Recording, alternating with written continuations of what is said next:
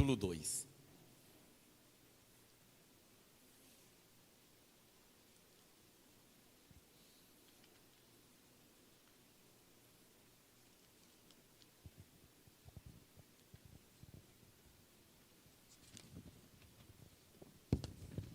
Amém? Escreve ao anjo da igreja que está em Éfeso.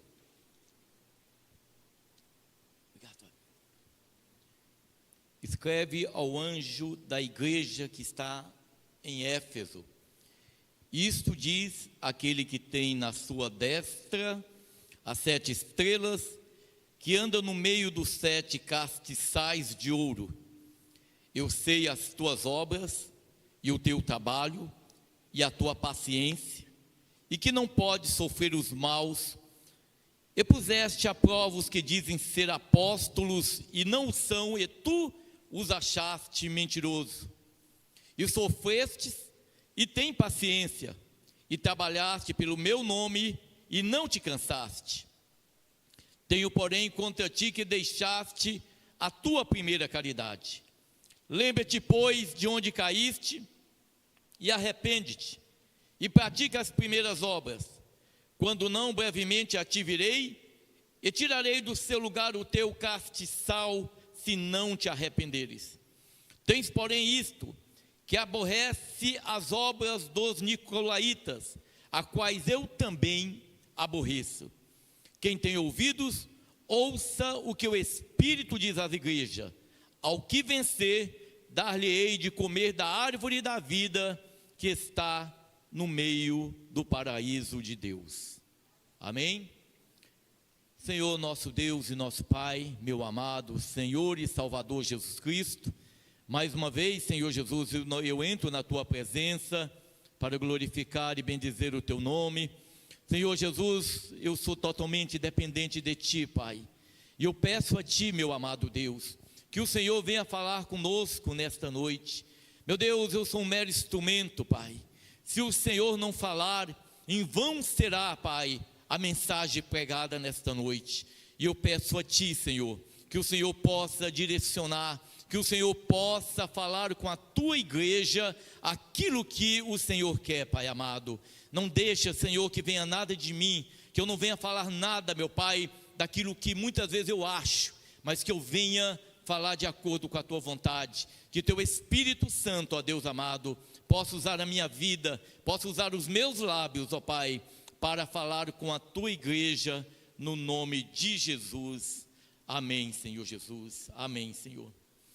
Irmãos, essa carta em Apocalipse à igreja de Éfeso, ela foi escrita entre o ano 85 a 96 depois de Cristo. O Evangelho de João e Apocalipse estão ali competindo qual foi o último livro escrito da palavra. Alguns acreditam, muitos comentaristas acreditam que o Evangelho de João foi o último livro a ser escrito. Foi depois de Apocalipse. Mas o que eu quero trazer para a igreja, algumas observações. Esta igreja, ela foi fundada, o Senhor Deus usou a vida do apóstolo Paulo para implantar, para trazê-la na cidade de Éfeso, durante a 3ª viagem missionária. Vamos dar uma olhada lá em Atos capítulo 19, só para nós entendermos o contexto. Atos capítulo 19.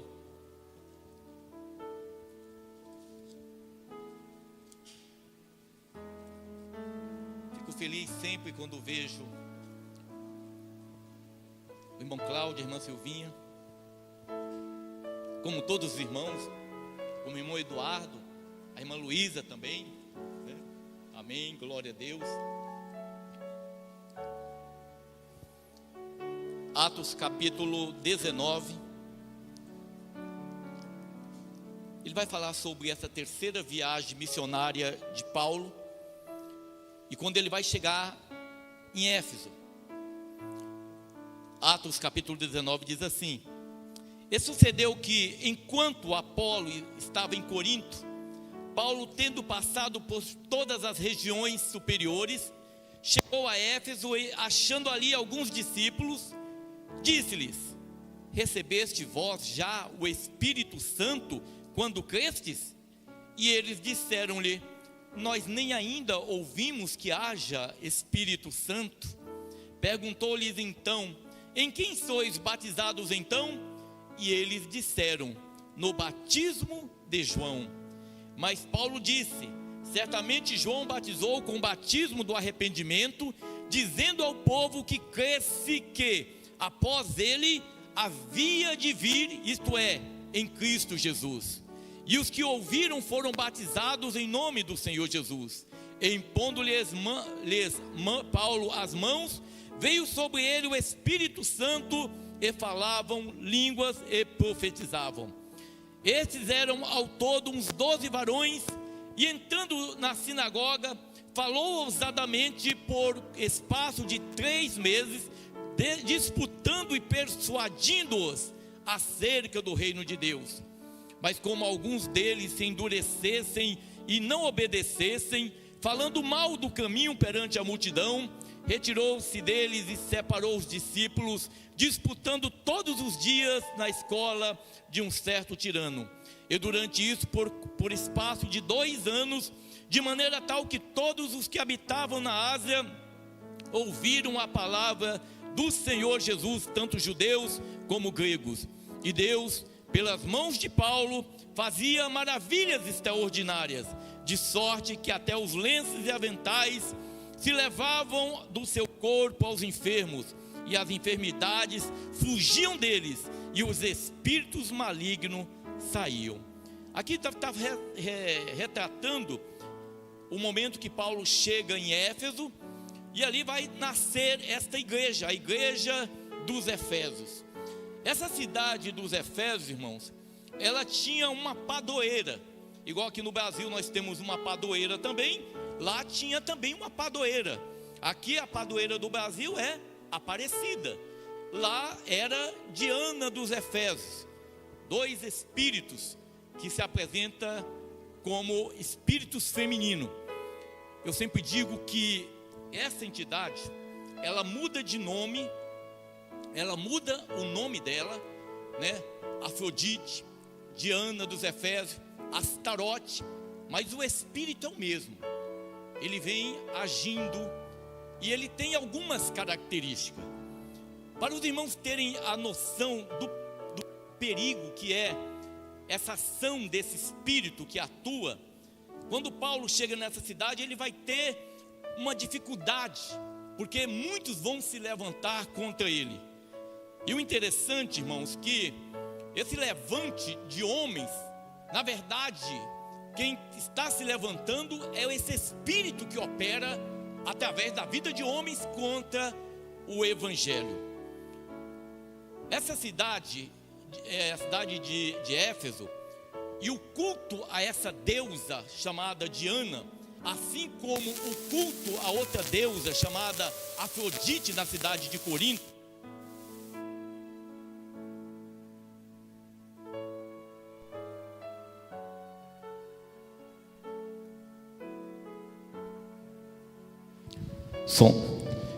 assim como Afrodite na cidade de Corinto, essas deusas, ela tinha algumas características. O culto a essas deusas, elas sempre foram regada à imoralidade. O culto tanto a Afrodite como a Diana era um culto regado a todo tipo de perversão sexual, imoralidade. Isto, irmão, esse tipo de atuação desse espírito maligno, ele sempre vai agir desta forma. Por que isso? Se nós olharmos a palavra de Deus em Oséias capítulo 6, nós vamos observar que o espírito que opera nas imagens de escultura, tá? Que a Bíblia, quando fala de ídolos, a Bíblia está falando de imagem de escultura. Oséias capítulo 6, nós vamos ver o que diz a palavra de Deus. Oséias, depois de Daniel,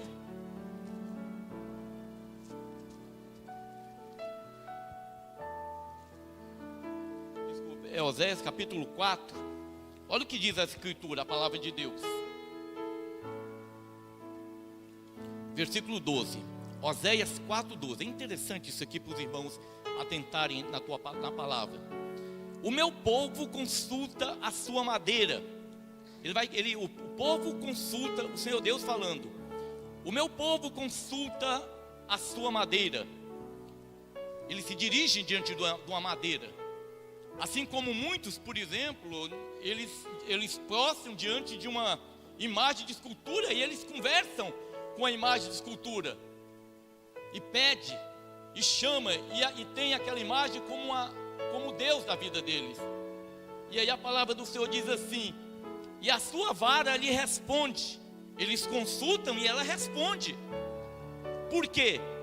Porque o espírito de luxúria os engana. Então quer dizer que dentro de uma imagem de escultura existe um demônio, irmão.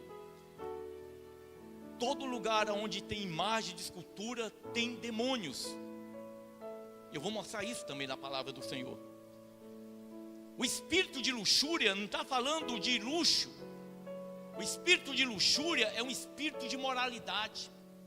Por isso que o culto tanto a Baal, o culto tanto a Astarote, o culto a Diana dos Efésios, ele é sempre marcado pela perversão e pela imoralidade. Todo culto a essas entidades é marcado pela imoralidade.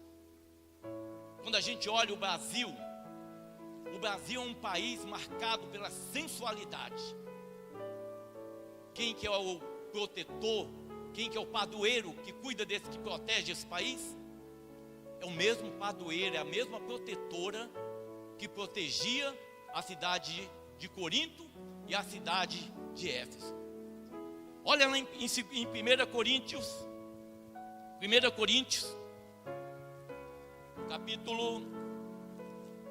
capítulo 10, a partir do versículo 20. Eu vou ler a partir do versículo 14. 1 Coríntios capítulo 10, a partir do versículo 14.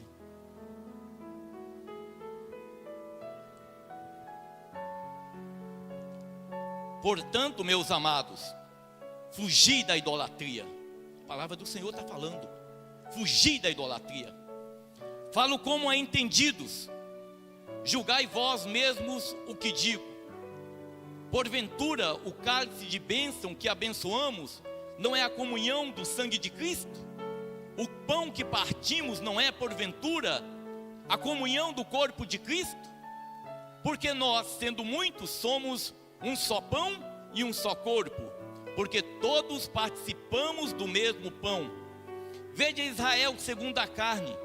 Os que comem os sacrifícios não são, porventura, participantes do altar? Ele faz uma referência ao sacerdote de Israel. No versículo 19, mas que digo? Que o ídolo é alguma coisa? Que a imagem de escultura é alguma coisa? Ou que o que é sacrificado à imagem de escultura é alguma coisa? Antes, digo que as coisas que os gentios sacrificam, as sacrificam aos demônios e não a Deus. E não quero que sejais participante com os demônios. Não podeis beber o cálice do Senhor e o cálice dos demônios. Não podeis ser participante da mesa do Senhor e da mesa dos demônios. Irmãos, não tem comunhão entre luz e trevas. Não tem nenhuma comunhão, irmão. Jesus, ele entrou na tua vida. Quando Jesus te salvou, ele te libertou do domínio do diabo. Você hoje é livre. E muitas vezes nós nos pegamos em determinadas situações onde nós somos constrangidos a proceder dessa maneira, servindo, muitas vezes, participando da mesa do diabo e participando da mesa do Senhor. Você quer ver uma situação que muitas vezes nós somos constrangidos? Existe comidas, tem uma festa aqui, e nessa festa os alimentos são sacrificados às entidades, a uma entidade, e as pessoas participam. A comida é gostosa. Maria Isabel, farofa de banana, é uma delícia. mas é uma comida sacrificada a ídolos. E muitas pessoas comem dessa comida como se fosse, não tem nada a ver. Eu gosto de ouvir crente que diz assim, não tem nada a ver, não tem nada a ver, pastor. Esses crentes que dizem não tem nada a ver, eles estão caminhando para vivenciar uma situação que está lá em Efésios capítulo 2, que nós vamos abordar. Então tem tudo a ver. Uma comida que é sacrificada a deuses, se nós temos conhecimento, a gente não pode comer. A palavra do Senhor, em Atos capítulo 15, quando fala do primeiro concílio de Jerusalém, eles vão tratar desse assunto. Então nós não podemos comer qualquer tipo de coisa quando nós temos conhecimento do que se trata. E é nesse tipo de cidade, dominado por uma deusa, que o apóstolo Paulo, ele vai chegar e ele vai pregar a palavra de Deus. Porque esta é a vontade do Senhor, irmão. Nós, como igreja do Senhor, nós temos a incumbência de pregar a palavra de Deus. Nós temos que pregar. Nós temos que muitas vezes deixar o nosso conforto e pregar a palavra de Deus. Eu sei que muitas vezes não é fácil. Deus tem colocado no meu coração. Eu falei, Senhor, se o Senhor me mandar em algum lugar, eu vou, Pai. Às vezes eu chego do meu serviço, a coisa que eu gosto de fazer, eu chego em casa, sento, às vezes ligo a televisão, vou ver alguma coisa na internet, alguma coisa ali. Isso me dá prazer. Fico sentado, tranquilo, converso com a Eliane, com os meninos ali, e fico em casa, coisa boa. É complicado muitas vezes você sair da tua vida confortável para você ir em determinado lugar, visitar alguém, fazer a obra de Deus. Porque nós fazemos parte de uma igreja hoje, irmão, que muitas vezes nós não estamos preocupados com a salvação das vidas. Quantas pessoas estão indo para o inferno? Diariamente milhões de pessoas estão indo para o inferno, porque nós, como igreja do Senhor, nós não temos pregado a palavra de Deus. E tem pessoas que estão aguardando a palavra ser pregada para que haja conversão. Foi na quarta-feira, uma irmã nos ligou, tinha pedido para a gente orar por uma pessoa, ela não conhecia essa pessoa, e nós fomos, foi eu, a irmã Maria e a Eliane, nós fomos orar por essa pessoa. Lá na saída para Rondonópolis, um senhor com câncer na cabeça, ele estava com a cabeça enfaixada, não estava falando. O filho dele me mostrou a foto, a cabeça dele, o cérebro estava exposto. Um homem sem esperança. Você sabe o que é não ter esperança? Nós temos esperança. Aquele homem não tinha, porque segundo a medicina, o futuro dele é a morte. Estão aguardando. E quando nós chegamos, nós começamos a louvar uns hinos lá. E aquele homem, ele, apesar de não falar, mas ele gritava, né, irmã Maria? Ele gritava. Eu creio que Deus estava fazendo alguma coisa, eu não compreendi. Mas o Senhor estava fazendo alguma coisa, Ele estava tocando de alguma maneira. Porque nós perguntamos para o filho dele, e parece que ele tinha sido batizado. Ele tinha recebido Jesus como Senhor da vida dele. E eu tenho colocado no meu coração, nós, igrejas, temos que ir. Temos que pregar. É verdade, ninguém quer. Todo mundo quer ficar em casa, no conforto. Mas nós precisamos ir pregar a palavra de Deus, porque essa é uma ordenança do Senhor para nós pregarmos a palavra de Deus. Nós precisamos pregar a palavra de Deus, precisamos dispor. O apóstolo Paulo, ele vai pregar a palavra. Durante 2 anos ele vai pregar em Éfeso, e ali vai edificar uma igreja abençoada. A Bíblia diz no capítulo 19 que muitas pessoas tinham a prática da feitiçaria. Quando Paulo ele prega a palavra, aqueles homens que tinham aqueles livros de feitiçaria, livros de mágica, que é a feitiçaria, aquelas pessoas pegam aqueles livros e levam para ser queimado. Porque a palavra de Deus, ela liberta. A palavra do Senhor liberta o homem cativo, cativo da feitiçaria, cativo da malignidade. Mas alguém tem que pregar, alguém tem que se importar com o perdido. mas muitos não estão preocupados.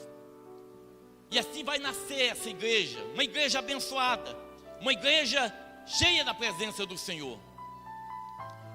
Essa igreja, ela tem uma das cenas que, sempre quando eu leio, essa cena ela me marca profundamente. Porque Paulo ele vai embora, e tempos depois ele retorna, e ele vai passar por aquela cidade, ali a cidade de Mileto, e ele vai mandar chamar os anciões da igreja de Éfeso. Homens que foram treinados, homens que foram evangelizados, homens que foram ensinados na palavra do Senhor. E ele vai pregar a palavra, e ele vai chamar aqueles homens, e ele vai dizer para aqueles homens: olha, isso está em Atos capítulo 20, a partir do versículo 26. Olha que palavra abençoada. Paulo, ele está em Mileto, uma cidade perto de Éfeso. Ele manda chamar os anciões daquela igreja, e ele vai dizer exatamente isso.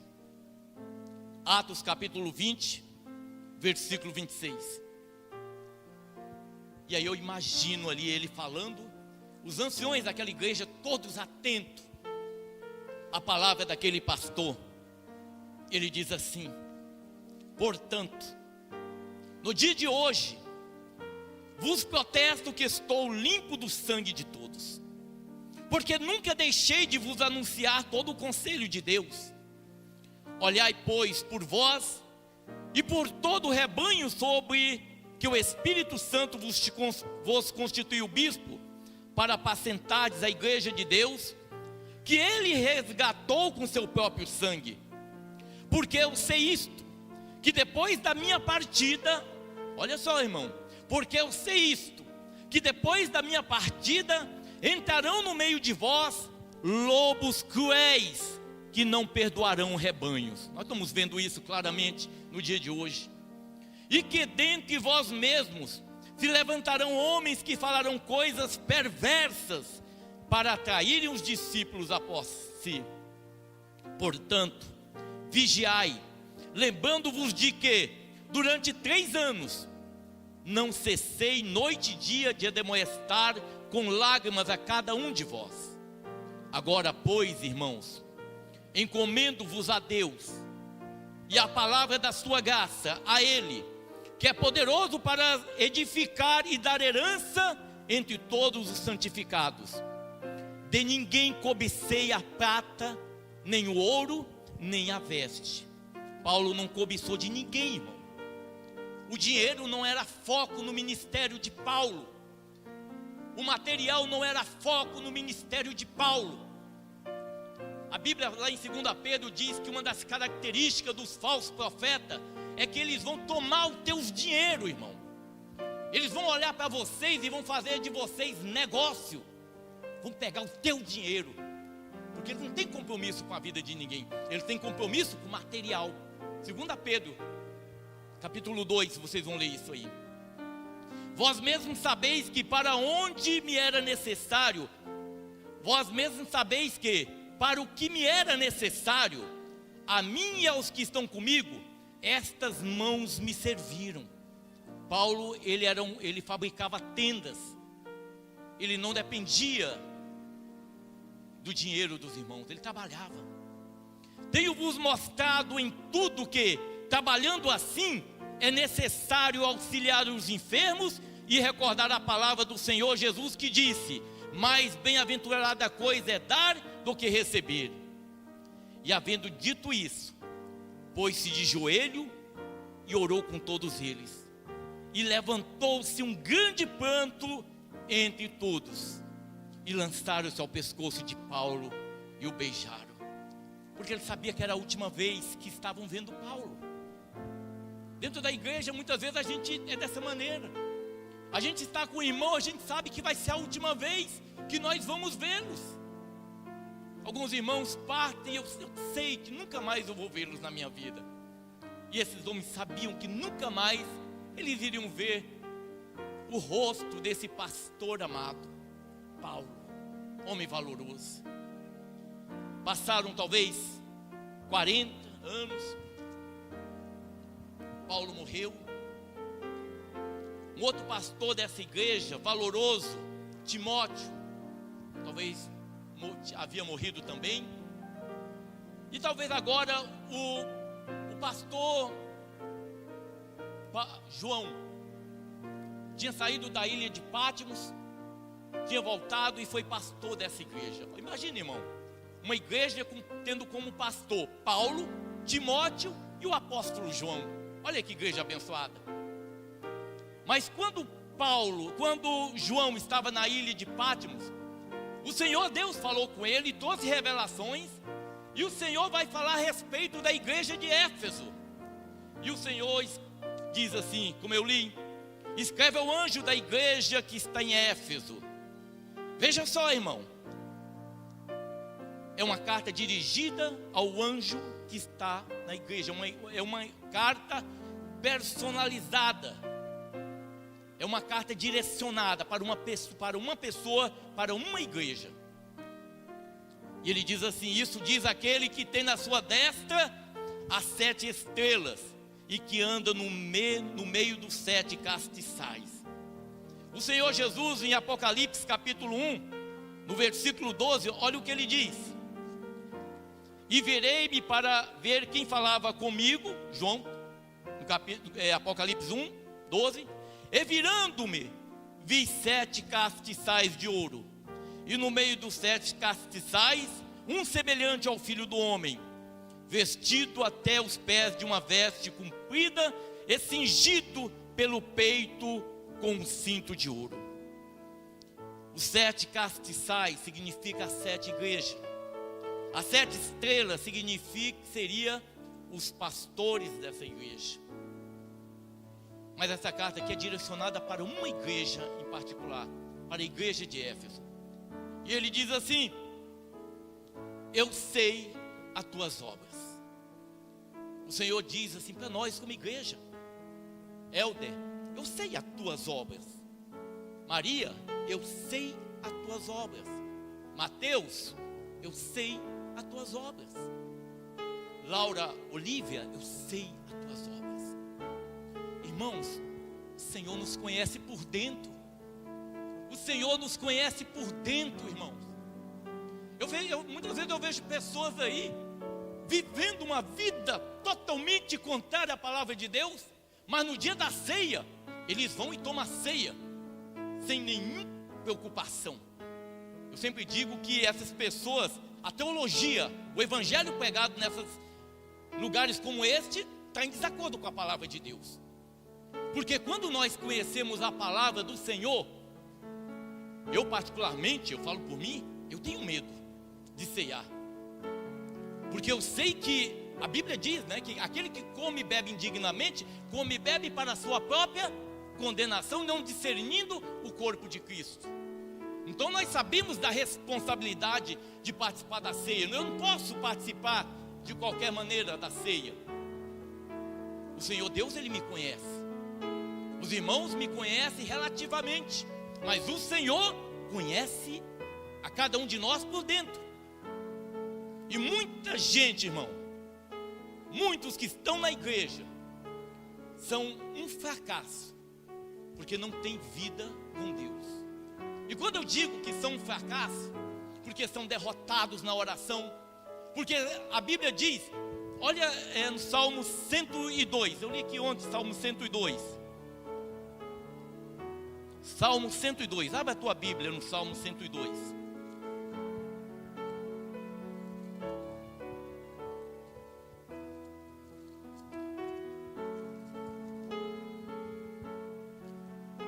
Versículo 1: Senhor, ouve a minha oração.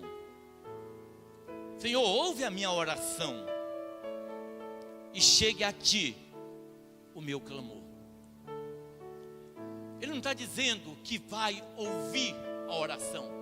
Ele está dizendo: Senhor, ouve a minha oração e chegue a ti o meu clamor. E chegue a ti o meu clamor.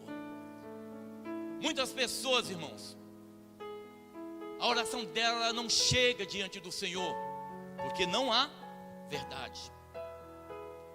O Senhor diz assim: eu sei as tuas obras e o teu trabalho. E o teu trabalho. Cristo conhece as obras da igreja de Éfeso. As obras não se referem às ações específicas, mas ao comportamento delas e do estilo de vida. Eu costumo dizer, irmãos, que para você conhecer uma igreja, uma denominação, como que você deve proceder? Você deve olhar pela uma amostragem. Por exemplo, eu reúno aqui na igreja, eu olho a vida de alguns irmãos da igreja e eu vou observar a conduta desses irmãos e eu vou observar o procedimento, como que as pessoas procedem. Amém, irmãos? Vamos olhar para cá. A conduta das pessoas vai mostrar a verdade da igreja. Quando a conduta é ruim, por exemplo, dentro da igreja tem muito divórcio. Dentro da igreja tem muitos casais de namorado que fornicam. Dentro da igreja existe muito adultério. Alguma coisa está errado naquela igreja, naquela instituição, naquela denominação. Por quê? Porque o pecado é prevalecente ali. O pecado prevalece. Então o Senhor, Ele conhece o trabalho da igreja, o trabalho árduo e o esforço necessário para manter o estilo de vida cristão. Eu mantenho o estilo de vida cristão. Eu sou honesto, eu não xingo, eu não falo imoralidade, eu tenho conduta como cristão que testemunha de mim. Isso tem que ser algo nosso, da igreja do Senhor. Vida reta, vida transformada, homens corretos. Eu falo assim, irmãos, que eu conheço um pastor. Ele é um testemunho ruim, homem de um testemunho ruim, corrupto, desonesto. Ele é pastor, testemunho ruim. Eu falo assim, se for para mim ser desta maneira, se for para mim agir dessa maneira, eu deixo o ministério, eu deixo a obra e vou cuidar da minha vida. Porque o que adianta eu estar na igreja e tendo uma vida em desacordo com a palavra de Deus, vivendo no engano, vivendo na mentira? Não tem fundamento. O Senhor conhecia as obras desse pastor, o Senhor conhecia o trabalho dele, e o Senhor também via a paciência, a perseverança. Perseverança, irmão, é uma das marcas do servo de Deus. Podemos compreender a perseverança, a firmeza, apesar das dificuldades e provas. Os efésios têm perseverado e suportado o sofrimento por causa do meu nome, e não têm desfalecido. A paciência, essa é uma marca do crente, a paciência. Eu espero no Senhor. A Laurinha falou bem interessante. Nós servimos ao Senhor e nós não podemos negar ao Senhor Jesus por nada deste mundo. Nós não podemos negar ao Senhor Jesus por nada, irmão. Não é porque a situação é confortável, porque eu tenho, não tenho, porque eu tenho alimento, não tenho alimento, porque eu tenho comida, não tenho comida. Nada pode me afastar do amor de Deus, da presença do Senhor Jesus. E ele diz mais: e puseste à prova os que dizem ser apóstolos e não são, e tu achaste mentiroso. Havia uma preocupação com o altar. Logicamente que não se pode permitir que o evangelho seja pregado por qualquer pessoa. Eu aqui na igreja, os irmãos sabem disso, eu tenho muito cuidado das pessoas que a gente convida para vir pregar na igreja. Eu não vou jamais entregar esse microfone na mão de qualquer pessoa. Não vou jamais convidar alguém que eu não conheço, inclusive eu conheço a vida, para pregar a palavra de Deus. Jamais, irmão. Deixar lobos, deixar homens que muitas vezes não têm compromisso com Deus e causar dano à igreja, porque dependendo da situação do anjo, a conduta do anjo da igreja, a igreja vai ser penalizada, e nós vamos ler isso aqui na palavra de Deus. O Paulo, quando ele vai despedir lá dos anciões, ele fala: olha, após a minha partida virão lobos devoradores que não pouparão o rebanho. E aqui o pastor dessa igreja aqui, ele tem um zelo pela igreja, ele tem um zelo por aquilo que acontece na igreja. E ele diz assim: e puseste a prova os que dizem ser apóstolos e não são, e tu os achaste mentirosos. Era o anjo dessa igreja, o pastor dessa igreja. Ele tem todo um cuidado, irmão, com a obra, com o evangelho, com a palavra pregada.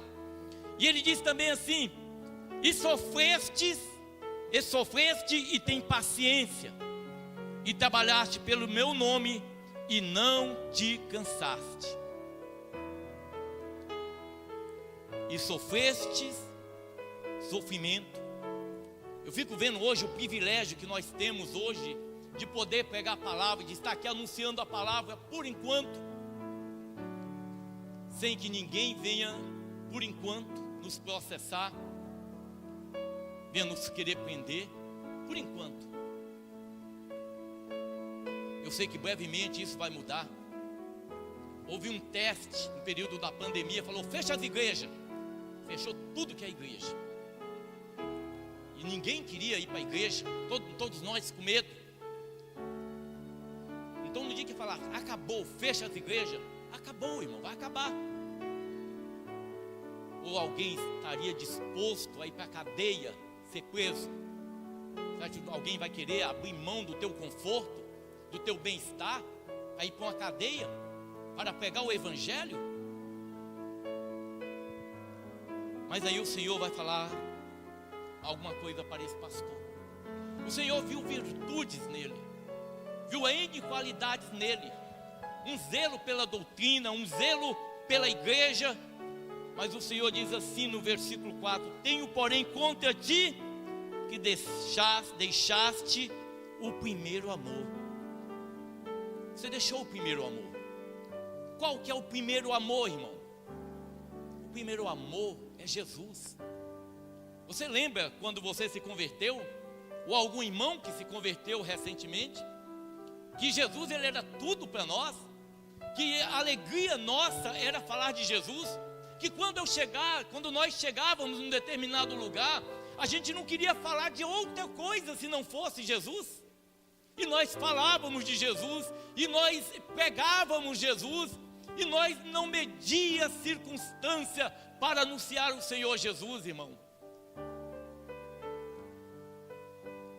O anjo dessa igreja, o Senhor falou: tenho porém contra ti que deixaste o teu primeiro amor.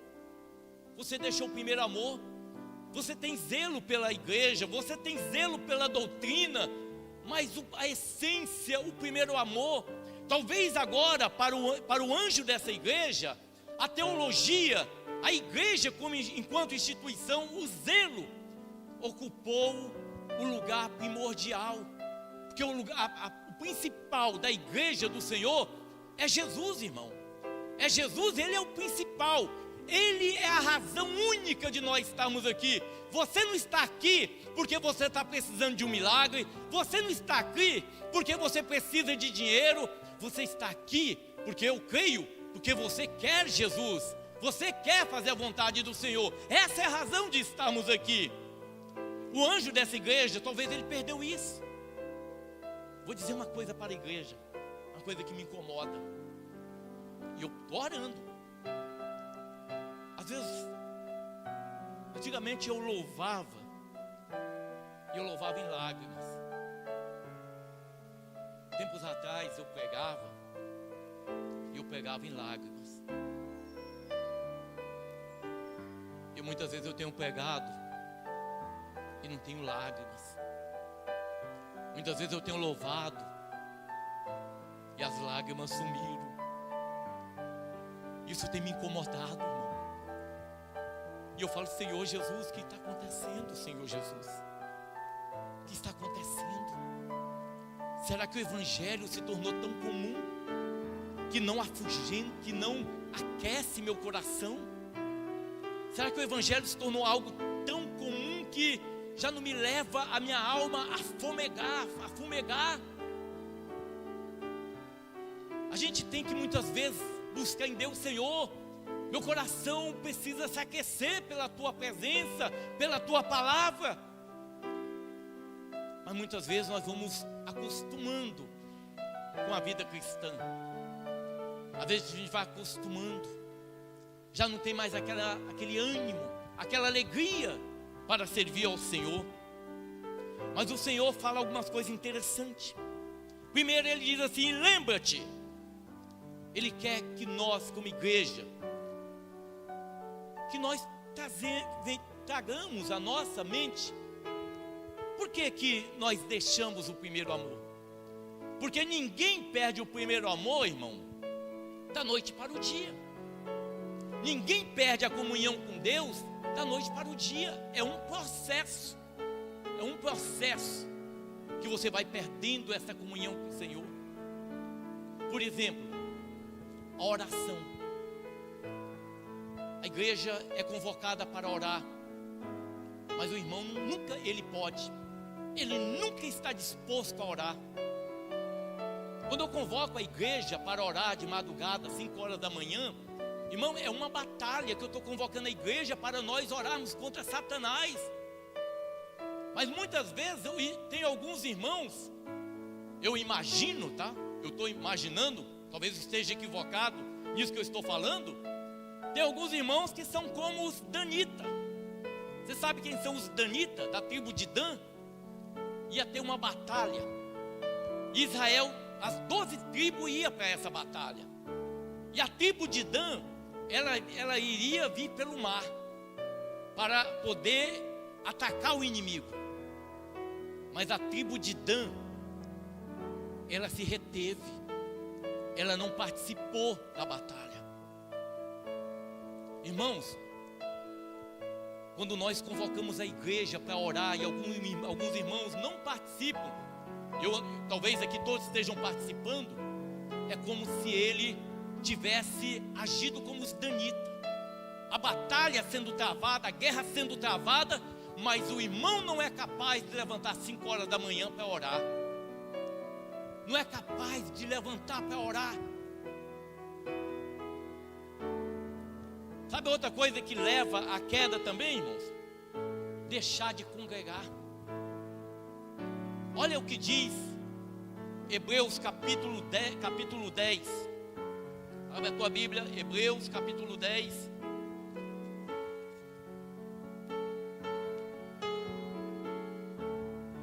Hebreus capítulo 10, a partir do versículo 24. Hebreus capítulo 10, a partir do versículo 24. E consideremo-nos uns aos outros, para nos estimularmos à caridade e às boas obras, não deixando a nossa congregação, como é costume de alguns, antes ademoestando-nos uns aos outros, aconselhando-nos uns aos outros, e tanto mais quanto vede que se vai aproximando aquele dia, o dia da volta do Senhor Jesus. Então ele está falando a importância de nós congregarmos, a importância de nós estarmos reunidos como igreja do Senhor, irmão. É importante. E muitas vezes a pessoa começa a morrer espiritualmente, e às vezes eu vejo, irmão, muitas vezes tem irmão que ele não aceita que você fale, mas muitas vezes o irmão começa a afastar. Eu falei para uma pessoa que eu creio que é um dom que o Senhor Deus tem me dado, de olhar uma situação e ver, falar, isso vai acontecer na vida aqui, isso vai acontecer dessa maneira. E exatamente dessa maneira tem acontecido. Tem determinados caminhos que eu vejo pessoas percorrendo, eu falo, vai acontecer isso. E é dito e certo. Por quê, irmãos? Porque a pessoa sai do centro da vontade de Deus. Casamentos muitas vezes sendo destruídos, por quê? Por erros cometidos. Por erros cometidos, as pessoas cometem erros e o casamento acaba, filhos desviam, tantas tragédias acontecendo. Por quê? Porque o primeiro amor, perdemos o primeiro amor. Então ele diz, lembra-te, primeira coisa, o que foi? Por que nós perdemos o primeiro amor? Eu estou pedindo para o Senhor, Senhor, eu quero louvar com lágrimas, eu quero pregar, não simplesmente que sejam meras palavras, eu quero pegar a tua palavra com o meu coração pegando fogo, eu quero pegar a tua palavra dessa maneira. Aí o Senhor fala, lembra-te, o que foi que eu fiz? Será que o Evangelho se tornou algo tão comum? Algo tão normal?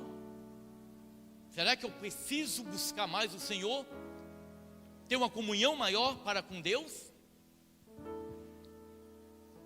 Aí ele diz também, lembra-te de onde caíste e arrepende-te. O que foi que nós fizemos? Não importa o que aconteceu, mas ele chama a igreja ao arrependimento, irmão. O que é o arrependimento? Uma mudança de mentalidade, uma mudança de direção. Eu caí, eu errei, eu cometi um deslize. Irmãos, se o Senhor está dando a oportunidade de arrependimento, glória a Deus, glória a Deus, porque nem todos vão se arrepender. Eu sempre digo para a igreja, o arrependimento não depende do homem. Tem pessoas que dizem, eu vou viver a minha vida dissoluta, lá na frente eu vou me arrepender, achando que ele tem a capacidade de se arrepender. Não tem a capacidade de se arrepender. Se o Espírito Santo de Deus não entrar, se o Espírito Santo de Deus não te convencer do pecado, da justiça e do juízo, não há arrependimento, irmão. O arrependimento provém do Senhor, o arrependimento provém de Deus, porque o Espírito Santo de Deus convence o homem do pecado. Se você, talvez em algum momento você caiu, e o Senhor está te dando a oportunidade de você se arrepender, arrepende. Senhor, eu vou buscar a Ti mais, Senhor. Senhor, eu vou me entregar mais a Ti, eu vou fazer a Tua vontade. E Ele diz mais, pratica as primeiras obras. Você lembra das primeiras obras? As minhas primeiras obras, eu me lembro, nós tínhamos um grupo de irmãos, tempo bom, né, Vilma? 97, irmã Aparecida. E nós, sábado à tarde, a gente saía, era um compromisso, irmão, de evangelizar. A gente entrava aqui nos bairros aqui, pregando a palavra. Foi um período bom, anunciando. Ia para o presídio, pregar a palavra de Deus, com alegria no coração. Não tinha um carro para eu ir. Eu me lembro que a primeira vez um colega me levou de carro, a segunda vez um me levou de moto, na terceira vez não tinha ninguém para me levar. Eu falei, vou a pé. Fui. Amém. Não dependo de um carro, não dependo de uma moto para fazer a obra de Deus. O que nós precisamos é de vontade, é de preocupar com aquele que não tem o Senhor Jesus. Vidas estão tendo a vida ceifada. Quantas pessoas ceifando a própria vida, irmãos? E muitas vezes nós indiferentes com tudo isso. Pratica as primeiras obras. Pratica as primeiras obras. Vamos visitar, vamos evangelizar, vamos falar de Jesus para as pessoas. Aí ele diz assim, quando não, irmão, se você não se arrepender, se você não voltar ao primeiro amor, se Jesus verdadeiramente não se tornar o teu Deus, ele diz assim, brevemente a ti virei, e tirarei o seu lugar, o teu castiçal, se não te arrependeres. Cristo rejeitará toda a congregação ou igreja que não se arrepender de sua falta de amor e obediência ao Senhor Jesus Cristo, e amor removerá do teu reino. Olha só, irmão, ele está falando com o anjo da igreja, mas isso é para a igreja do Senhor. Tem que haver disposição. Aonde quer que nós estejamos, nós temos que pregar, temos que falar de Jesus. Lembra-te, irmãos, milhares e milhares de pessoas estão indo para o inferno todos os dias. E muitas vezes nós estamos diferentes. Muitas vezes um vizinho da direita, da esquerda, da frente, da retaguarda, em brigas, marido e mulher, se degladiando, brigando, xingando. E nós, acomodados nos nossos lares, insensíveis a tragédias que estão acontecendo a pessoas próximas da gente. E a gente não se importa. Porque um casamento acaba porque Jesus não está ali. Aonde Jesus está não há divórcio. Aonde Jesus está, o pecado não habita. Pelo contrário, se havia pecado onde Jesus chega, superabunda a graça do Senhor. Aí ele diz também no versículo 6: tens porém isto, que aborrece as obras dos nicolaítas, as quais eu também aborreço. Esse pastor, irmão, ele tinha boas características, inclusive de aborrecer, odiar as obras dos nicolaítas. O que é esses nicolaítas, irmão? Provavelmente alguns estudiosos, eles dizem que os nicolaítas, eles tinham a mesma prática de algumas pessoas que estavam dentro da igreja de Pérgamo, né, da igreja de Pérgamo, no capítulo 2 vai falar sobre isso no versículo 14, que os nicolaítas tinham essa mesma prática da idolatria de Balaão. Olha só o que diz Apocalipse capítulo 2, versículo 14. Porque a prática dos nicolaítas possivelmente era essa mesma prática da igreja de Pérgamo. Olha só: mas umas coisas tenho contra ti. Está falando agora com o anjo da igreja de Pérgamo. Porque tens lá os que seguem a doutrina de Balaão, o qual ensinava a Balaque a lançar tropeços diante dos filhos de Israel, para que comessem dos sacrifícios da idolatria e se prostituíssem. Vocês lembram de Balaão? Balaque contratou Balaão para amaldiçoar Israel. Como não foi possível, Balaão, o que ele fez? Ele deu uma dica para Balaque. Falou: olha, pega as tuas mulheres e manda as tuas mulheres ir ao encontro dos homens, e eles vão se contaminar. E foi dito e certo. Por quê, irmãos? Porque aquelas mulheres seduziram aqueles homens, e eles se deixaram levar, e se envolveram com aquelas mulheres, e pecaram contra Deus. O pecado contra Deus, quando nós pecamos contra Deus. E o que aconteceu? Por causa dessa atitude de Balaão, o Senhor Deus o sentenciou à morte. Mas ele causou estrago no exército de Israel, ensinando o povo a agir em desacordo com a vontade do Senhor. Irmãos, isso hoje é notório. Quando eu vejo algumas pessoas pregando sobre dinheiro, riqueza, material, irmão, isso são doutrinas demoníacas, porque o evangelho não trata dessa questão.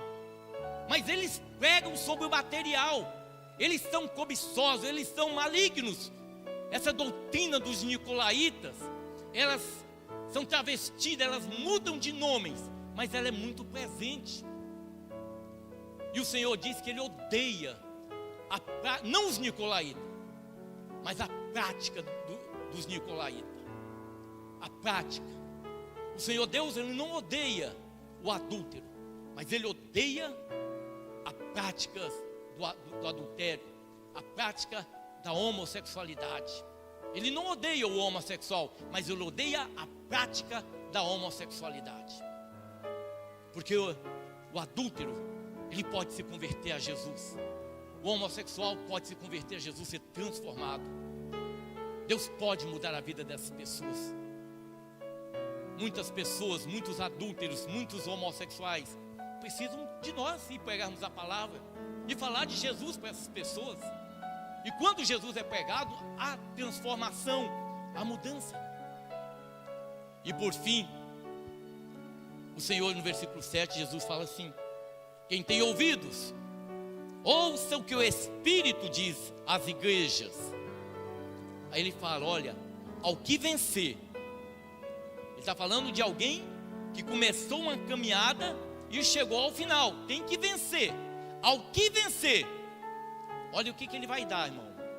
Dar-lhe-ei a comer da árvore da vida que está no meio do paraíso de Deus. A árvore da vida, quando o Senhor Deus criou Adão e Eva, o Senhor Deus falou para Adão assim: Adão, de todo fruto de toda árvore que há no jardim, você pode comer, mas do fruto da árvore do conhecimento do bem e do mal, desta não comerás. No jardim do Éden tinha a árvore do conhecimento, a árvore da vida. Lá tinha o fruto da árvore da vida, mas eles não comeram do fruto da árvore da vida. Eles preferiram comer do fruto da árvore do conhecimento do bem e do mal. O Senhor Jesus está falando aqui para nós, igreja do Senhor, se nós vencermos, irmão, se nós chegarmos ao final da caminhada, nós vamos comer do fruto da árvore que Adão e Eva não comeram, rejeitaram. Se nós vencermos, se nós permanecermos até o fim, nós vamos comer do fruto dessa árvore. Aleluia, irmão. Isso é para nós. Essa carta aqui não foi escrito para o mundo, foi escrito para a igreja. Quem que é a igreja? A igreja é o prédio? Não. A igreja é o nome ali na frente? Não. A igreja somos nós. A igreja do Senhor neste momento em Cuiabá, ela está reunida em vários lugares. Aonde Jesus verdadeiramente é pregado, aonde o nome de Jesus verdadeiramente é pregado, aonde a palavra do Senhor verdadeiramente é pregado, ali é a igreja do Senhor. Agora, onde se prega um outro evangelho, os evangelhos dos coach, irmãos, misericórdia. Paulo condenou esse evangelho. Por isso nós temos que nos apegar à palavra de Deus, porque eu creio que nós vamos vencer. Eu não sei o tempo que o Senhor Deus tem preparado para mim. Eu falava hoje, talvez, eu acredito uns 30 anos, uns 30 anos, chegar aos 87, eu não sei, Deus sabe, talvez não, talvez Jesus volte antes. Seria muita alegria ver o Senhor Jesus voltando, o céu aberto, os anjos tocando a trombeta e a gente podendo adorar o Senhor Jesus. Imaginou, irmão? Imaginou, irmão Cláudio? Que gloriosa imagem que nós iríamos ver, adorando o Senhor, exaltando: Senhor, Jesus, Rei dos Reis, venha nos buscar, Senhor. Seria muito grandioso, irmão. Mas independente, se Ele vier ou se eu morrer, eu quero terminar minha carreira firme em Jesus, obediente à palavra de Deus, servindo ao Senhor com alegria. Mas para isso, irmão, temos que voltar ao primeiro amor, voltar a Jesus, voltar às primeiras obras. Eu creio que o Senhor Deus tem falado muito comigo nesses dias. As primeiras obras é o evangelismo, é pregar a palavra, se dispor, sair do teu conforto e visitar o irmão, orar pelo irmão. Todos nós aqui podemos ir orar por alguém. Tem alguém precisando de ajuda, uma família que está totalmente descendo a ladeira para o divórcio, um casamento acabando, você pode ir lá e chegar: olha, fulano, eu posso fazer uma oração na tua casa? E você vai ali: Senhor, abençoa essa família, que essa família venha te conhecer. E através de uma oração simples, muitas vezes, porque não é pela beleza da oração que vai mexer com o coração do Senhor, mas muitas vezes pela simplicidade, Jesus vai entrar naquele casamento, e aquele casamento que estava fadado à falência, o Senhor regenera, e aquele casamento vai ser uma bênção. Mas depende de alguém. A Bíblia diz assim: como converterão os homens se não há quem pregue? Nós temos que pregar, nós temos que anunciar o Senhor Jesus. E eu coloquei no meu coração, irmão, eu não vou mais hesitar. Eu vou, no dia que precisar, eu vou pregar o Senhor. Teve uma época aqui em Cuiabá que a gente andava, Cuiabá e Várzea Grande. Tem bairros que eu fui aqui que nem eu imagino, nem sei onde que fica, mas eu fui. E a gente anunciando a palavra de Deus, pregando Jesus. A gente precisa se entregar, voltar ao primeiro amor, colocar Jesus como prioridade. Amém? Glória a Deus. Eu vou fazer uma oração.